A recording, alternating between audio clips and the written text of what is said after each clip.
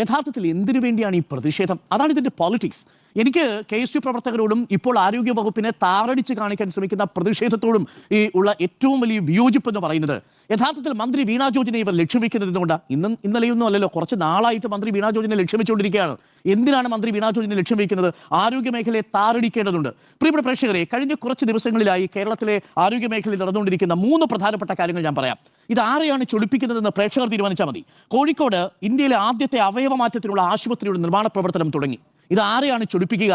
അവയവ മാറ്റത്തിനുള്ള ആശുപത്രി വന്നാൽ ആർക്കാണ്, സർക്കാരിന്റെ മേഖലയിലൊരു ആശുപത്രി വന്നാൽ ആർക്കാണ് നഷ്ടമുണ്ടാവുക?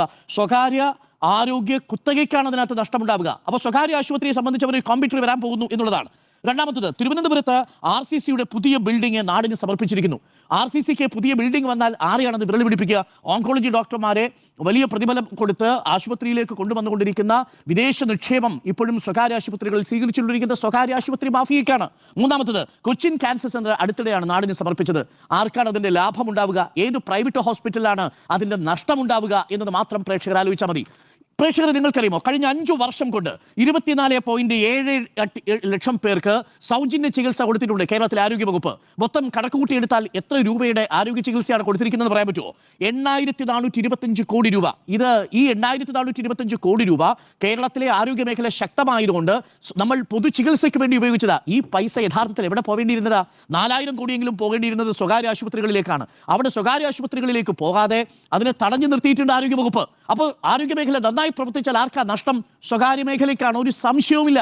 അപ്പോൾ ആരോഗ്യ മേഖലയെ താറടിച്ച് കാണിച്ചൊരു ഇംപ്രഷൻ ഉണ്ടാക്കുന്നത് ആഗോള ആരോഗ്യ കുത്തകകൾക്ക് വേണ്ടിയാണെന്ന് സംശയിച്ചാൽ കുറ്റം പറയാൻ പറ്റുമോ? പ്രേക്ഷകരെ, നിങ്ങൾ ഒരു കണക്ക് കൂടി അറിയണം. 1,13,81,165 പേരാണ് കഴിഞ്ഞ 5 വർഷത്തിനുള്ളിൽ ഇവിടെ OP ചികിത്സയ്ക്ക് വേണ്ടിയിട്ട് എത്തിയിരിക്കുന്നത്. നോക്കൂ, OP ചികിത്സയ്ക്ക് വേണ്ടി എത്തിയിരിക്കുന്നത്. ഇവരിൽ പകുതി പേര് പോയാൽ എത്ര സ്വകാര്യ ആശുപത്രികളിലെ നിക്ഷേപമാണ് പൂവണിയുക? ഇനി 2,47,000-ഓളം ശസ്ത്രക്രിയകളാണ് ഈ സർക്കാർ ആശുപത്രികളിൽ നടന്നത്. ഇത് സ്വകാര്യ ആശുപത്രികളിലേക്ക് പോയാൽ ആർക്കാ ലാഭം ഉണ്ടാവുക? അപ്പോൾ സർക്കാർ ആശുപത്രികളിൽ അവയവമാറ്റ ശസ്ത്രക്രിയ നടന്നാൽ 3000-ഓളം പേരെ ഡയാലിസിസ് നടത്തി നമ്മളുടെ ആരോഗ്യ മേഖലയിൽ ഒരു പൈസയും കയ്യിൽ വാങ്ങാതെ ഇത്രയും പേരെ പുറത്തെത്തിക്കേണ്ടത് ആരുടെ താല്പര്യമാണ്? ആരുടെ ലാഭമാണ് ഇവർ നോക്കുന്നത്? ഇത്രയും പേരുടെ അവയവമാറ്റ ശസ്ത്രക്രിയകൾ കേരളത്തിൽ നടക്കുമ്പോൾ അത് പുറത്ത് നടക്കണമെന്നുള്ള താല്പര്യം ആർക്കാണ്? ആരോഗ്യ മേഖലയെല്ലാം തകർന്നു പോയി എന്നൊരു നരേറ്റീവ്, എന്നൊരു ആഖ്യാനം സൃഷ്ടിക്കുന്നത് എന്തിനാണ്? 5,49,660 പേരെ കിടത്തി ചികിത്സിച്ചിട്ടുണ്ട്.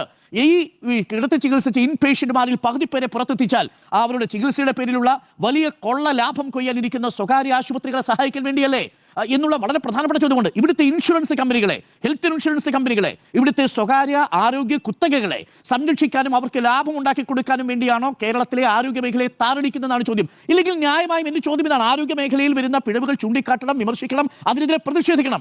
പക്ഷേ 2021 മെയ് മാസം 15-ാം തീയതി നടന്ന ഒരു ശസ്ത്രക്രിയയ്ക്ക് അന്നത്തെ ദിവസം, ആ ദിവസം ശസ്ത്രക്രിയ നടക്കുന്ന ദിവസം വീണ ജോർജ് ആരോഗ്യവകുപ്പ് മന്ത്രിയല്ല. അതിന് 15 ദിവസത്തിന് ശേഷമാണ്, അതായത് ഈ ശസ്ത്രക്രിയ നടന്ന് 15 ദിവസത്തിന് ശേഷമാണ് വീണ ജോർജ് ആരോഗ്യവകുപ്പ് മന്ത്രിയെ ചുമതല ഏറ്റെടുക്കുന്നത്. അപ്പം ആരോഗ്യവകുപ്പ് മന്ത്രിയെ ചുമതലയേൽക്കുന്നതിനും 15 ദിവസം മുൻപ് മറ്റൊരു സർക്കാരിന്റെ കാലത്ത്, 1ാം പിണറായി സർക്കാരിന്റെ കാലത്ത് ശൈലജ ടീച്ചർ ആരോഗ്യവകുപ്പ് മന്ത്രിയായിരിക്കുന്ന സമയത്ത് സംഭവിച്ചതിന് ഇപ്പോൾ വീണ ജോർജിനെ കണ്ണൂർ റെയിൽവേ സ്റ്റേഷനിൽ തടയണമെങ്കിൽ, പ്രിയപ്പെട്ട പ്രേക്ഷകരെ, അതിന് പിന്നിലുള്ളൊരു താല്പര്യമുണ്ടെന്ന് നമ്മൾ സ്വാഭാവികമായി സംശയിക്കും. 2017-ലാണ് ഹർഷീനയുടെ വയറ്റിൽ കത്രിക കൊടുക്കുന്നത്. അന്നും ആരോഗ്യവകുപ്പ് മന്ത്രി വീണ ജോർജ് അല്ല.